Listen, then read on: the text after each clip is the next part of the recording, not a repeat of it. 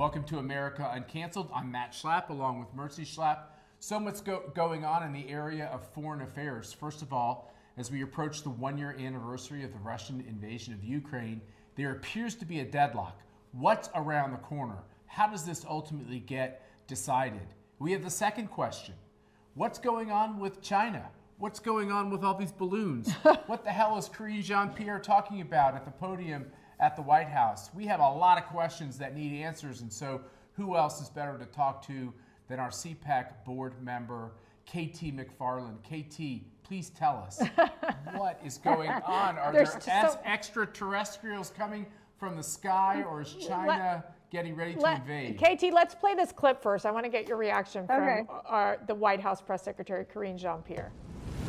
Make sure we address this from the White House. I know there have been questions and concerns about this, but there is no indication of aliens or extraterrestrial activity with these recent takedowns. Again, there is no indication of aliens or terrestrial activity with these recent takedowns. Wanted to make sure that the American people knew that, all of you knew that, and it was important for us to say that from here because we've been hearing a lot of it. KT, it's good to know there's no aliens. I mean, seriously, I can't believe the White House press secretary had to say that.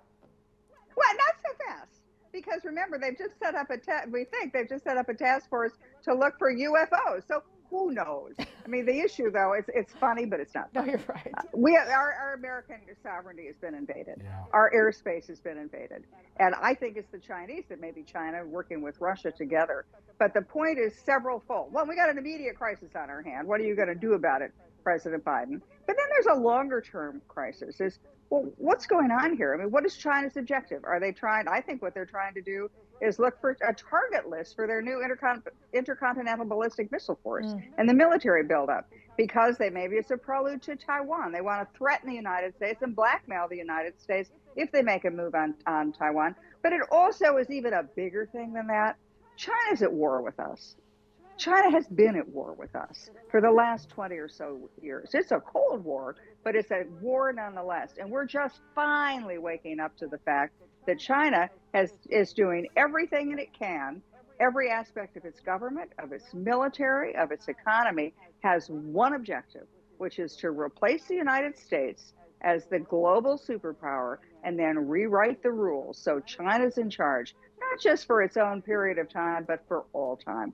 That's a war, and we're not doing what we need to do to prepare ourselves or to protect the American people. You know, we've been having this theme of the fact that we're at war with China. You say it's not a hot war, it's a cold war. But you were the one advising us to say, look, it's not a question of whether at war, it's a question of what's this war look like? And then we had a 4-star general, I believe, recently come out and say, look, we're a year or a year and a half away from firing bullets, from having a hot war with China. What was your reaction to that? And then second of all, KT, what do we specifically know about these balloons? Okay, so what's the likelihood of a war over Taiwan is what you're saying. Look, the Pentagon and all the think tanks, they've war gamed this out. What happens if the United States and China fight, called kinetic action over Taiwan? In every instance, the United States loses that war. So China understands that, and China wants to present the United States and the rest of the world with a fait accompli. Say, look, if you go to war with us, you lose. If you go to war with us, your economies lose. If you go to war with us, your technologies lose. So therefore, let us do whatever it is that we want. Now, the president of China, Xi Jinping, he's made a pledge. He's been open about it. He says, we're going to get Taiwan back in China control, and we're going to do it soon. Now, he's a man who's in his early 70s, so you do the math. He's going to have this action, it's some kind of action within the next couple of years. And why does he want Taiwan? Part of it is the historic bragging rights, but there are two very concrete reasons. Number one, if you control Taiwan, you control the whole maritime trade route in Asia, the South China Sea. It allows China effectively, using their new Navy and new military, to push the United States back to Hawaii. But number two, it allows China to dominate the world economy, because Taiwan is responsible for manufacturing something like 95% of all the chips, the microprocessing chips. So everything in your cell phone, everything in your home coffee maker, all those things are all made in Taiwan. And if China controls Taiwan, China controls the world economy. So let me ask you, because obviously when it was President Ronald Reagan, our adversary being Russia at the time, you talked about the Cold War, right? In terms of this is our version now of the Cold War with China. Obviously, President Reagan pushed forward with peace through strength. He was so effective as president during that time. I don't know. I don't feel as confident right now, KT, in terms of our commander-in-chief being able to take on China and respond in a strong and effective way against this communist government. Here's the thing. There are really two issues here. One is, what are these spy balloons? What are they doing? What are we going to do about it? Are we going to shoot them down? What's their immediate goal? But then the bigger one is, as you talk about, Reagan and taking down the Soviet Union without firing a shot, using the advantages we had at the time of technology and our economy and our political system of government. That's what we could do today, and we're not doing. We're not even doing any of it. I mean, what we really need to do is a comprehensive plan to, first of all, fix our technology, our research and development. We're spending half today what we did during the Reagan administration and the Reagan years. As a result, China's scooting right ahead of us. They're stealing our technology. They're developing their own. They're buying American companies with impunity. They're going to own the future. They want to own quantum computing. They want to own artificial intelligence. So the world has to go to China if it wants those things. Then there's the Chinese military buildup, which I talked about a second ago. The Chinese have every intention of being the superior military power. And then there's the trade weapon. China goes to other countries and says, unless you do what we want, you can't trade with us, and you won't have access to our markets. So there's a whole lot of things we could do, starting maybe with Wall Street. If you're a Chinese military company, you make Chinese military stuff, you can list yourself on the New York Stock Exchange without being transparent. You don't have to show all of the details of your finances. Any American company that wants to list on the New York Stock Exchange, they've got to jump over hoops to show, here's all of our personal and private information, our economic situation, what we're spending stuff on, complete transparency. So why don't we start there? Why don't we at least make China play by the same rules that we're playing by? We're not. KT, it seems like a two-headed monster we're fighting too, which we have these woke generals and admirals who are running the military who maybe they don't believe it, maybe they do, but they go to Congress and all they want to talk about is, white rage and the tolerance and making sure that the branches are like these kind of peaceful places where everybody's accepted instead of like killing machines. And then you have the secondary problem where you have China using our own technology or using technology to undermine our children, to get to our children at tender ages, to make them confused, to make them believe that America is not a place worth fighting for, that it's a terrible place. These two things are happening at the same time, which really, really takes us to almost an emergency level. Are we ready for a fight with anyone at any time with this two-headed monster we're fighting? Yeah, so China's objective is to sort of attack us from within and attack us from without. Without is things like military, trade, technology. From within, though, is they want to eat away at the soul of American society. They're killing 100,000 people a year with fentanyl killing drugs that are all coming from China. China's the application TikTok. You have that on your cell phone? You want to know what? China's with you all the time. They see everything you're doing, everybody you're talking to, every communication you have. You might be asleep. You might have turned off your cell phone, but guess what? China's still awake. They're looking at absolutely every aspect of and that's creepy. But what's worse is what they do with that. Yeah. They then use that information they have about, you, Mercedes Schlapp, you, Matt Schlapp. What do you like to do? What do you care about? And then they feed you stuff in a sort of disinformation campaign to scramble your head. So that's how they're going after us from within. And those woke generals and woke Wall Street and the woke academic institutions, they're basically aiding and abetting, right? Because they're saying America's not really worth fighting. But then in addition to that, it's really more invidious. They're being bought. They receive a lot of money from China. Right. And so they're really kind of in China. They're compromised. They're totally compromised. I mean, look at that Biden Penn Center. Guess who paid for that?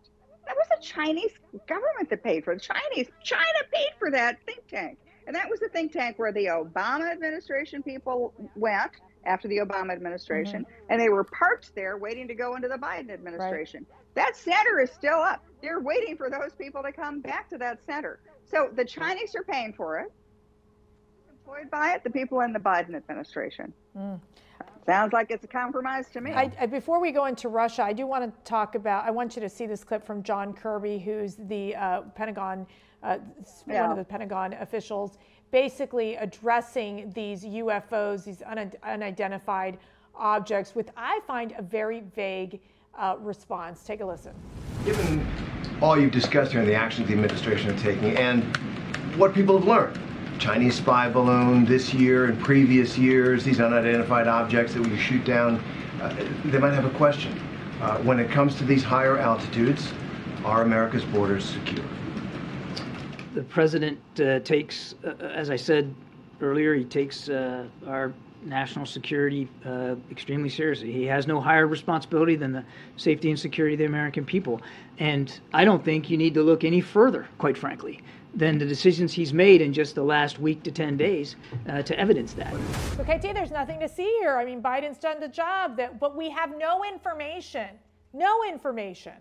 about these so-called unidentified objects. And I think the American people deserve answers. Yeah, this was a really shameful moment, because what he basically is doing, and John Kirby used to be a good guy, and John Kirby is standing up there and saying, look, we're just going to blame the Trump administration. It's not. And as long as we can kind of spin this and blame somebody else, we don't have to address the fundamental problem, which is American airspace has been penetrated by spy something or others, which are mapping out the United States for a nuclear attack.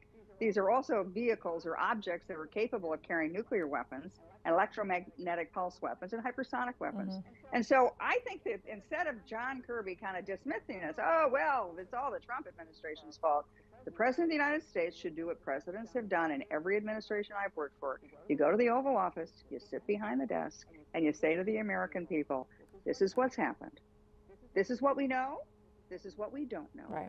And here is what we're doing about it. I'm not hearing any of those things. Well, of course, he didn't even bring up the spy balloon in the State of the Union address, so I don't know why we'd expect him to be any more candid about these other objects in the sky that they've had to shoot down. It's quite remarkable. I think it was a very brief mention, but very little talked about China. You definitely didn't feel that you were in a much stronger position after listening to the State of the Union. That's for sure. Let me ask you a question, KT. Shifting to Russia, Ukraine, we're seeing that the Germans, they're feeling conflicted about how strongly to confront Russia. You had the German Chancellor Olaf Scholz basically saying he's refusing to say that Ukraine must win the war. Obviously, Europe is feeling a lot of pressure in this area. What do you think is going to happen there as we go into the spring? As long as President Biden has a war on American fossil fuels, energy prices remain high. That means Russia, which exports energy, has windfall profits. They can fight forever. They've already shown they have no compunction about going after civilians, men, women, and children, hospitals, schools, infrastructure. They just keep fighting and keep killing. And their objective, if they can't win this Ukraine war, they're going to flatten Ukraine and kill every man, woman, and child in the country. They don't care. So how does this end? I look at this and say, okay, I don't want Russia to win. On the other hand, I don't see how Ukraine wins unless NATO gets involved. So is there a third alternative? And I think there is. I don't think Ukraine can win the war, but I sure think they can win the peace. What's the alternative?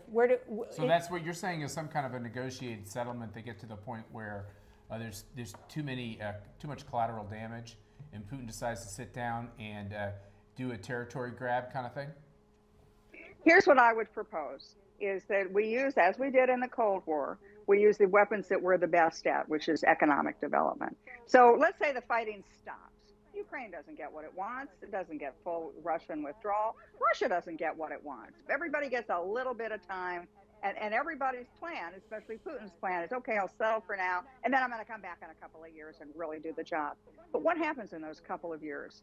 The West is going to rush in to Ukraine to develop it. Probably $1 trillion will go into Ukraine almost immediately. They'll develop Ukraine's agricultural resources, their natural resources. They'll integrate the Ukrainian economy with the Western economy. Zelensky has already taken steps to get rid of the endemic corruption in Ukraine. So fast forward a couple of years where you have Ukraine and Europe and the Western democracies completely integrated, like they're like that.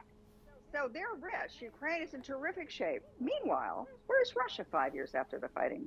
They're broke. Because if we have a good American president who says no more war on fossil fuels, let's bring that price of oil and natural gas down, Russia's bankrupt. So Putin might dream about reinvading Ukraine and killing everybody. He won't be able to. Interesting. Obviously, CPAC around the corner, KT.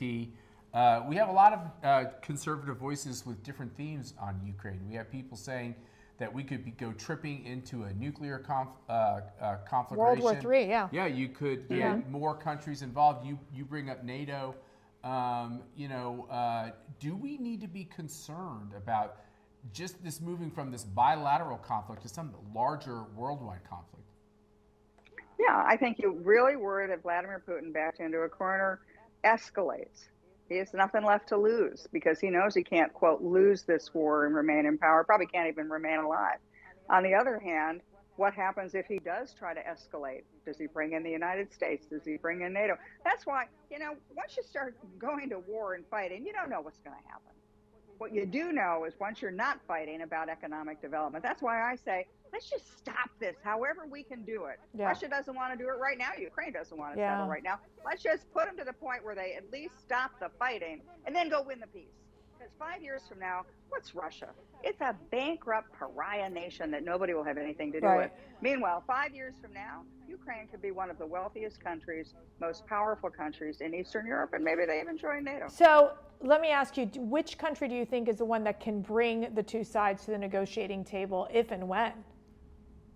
Well, it should be the United States. I think we're the only country that could bring both sides. I mean, maybe Germany could do it, but really, come on, it's the United States of America. It should be us, maybe us in conjunction with Germany and other NATO partners. But right now, the way it's going now, where everybody says, I'm not going to settle, let's just keep fighting, this is like this is like World War I, where nobody wins in the end. So, KT, you're basically saying President Obama has to bring him to the negotiating table? Now, there's a thought. You mean that Nobel laureate? I think there are a lot of other candidates I would find. Maybe employ the Pope again. Look, there are ways to do this, and ways to do this where everybody kind of doesn't lose massive base. Everybody gets just a little, and then you just go massively and win that peace. Think about it. Ukraine is economically powerful, integrated with NATO. Russia doesn't. They'll be broke, and they wouldn't dare do what they've just done. I do have to ask you, I know State of the Union was over a week ago. It was very unmemorable, but I was surprised that Joe Biden didn't bring up Iran, didn't bring up the growing communism and socialism in Latin America, didn't really even deal with the border issue that much or addressing that issue. How would you define, in so many words, Joe Biden's foreign policy strategy thus far? Spin machine. There's nothing. There's no there. It's just cotton candy. It's all spin machine. And as long as the media props him up, he gets away with it. Yeah. Unfortunately, the danger is to the American people. We've got 5 years to fix this China thing. And if we don't, once it's over, once China becomes a dominant world power economically, technologically, we never get it back. Then who are we? We're just another vassal state to China.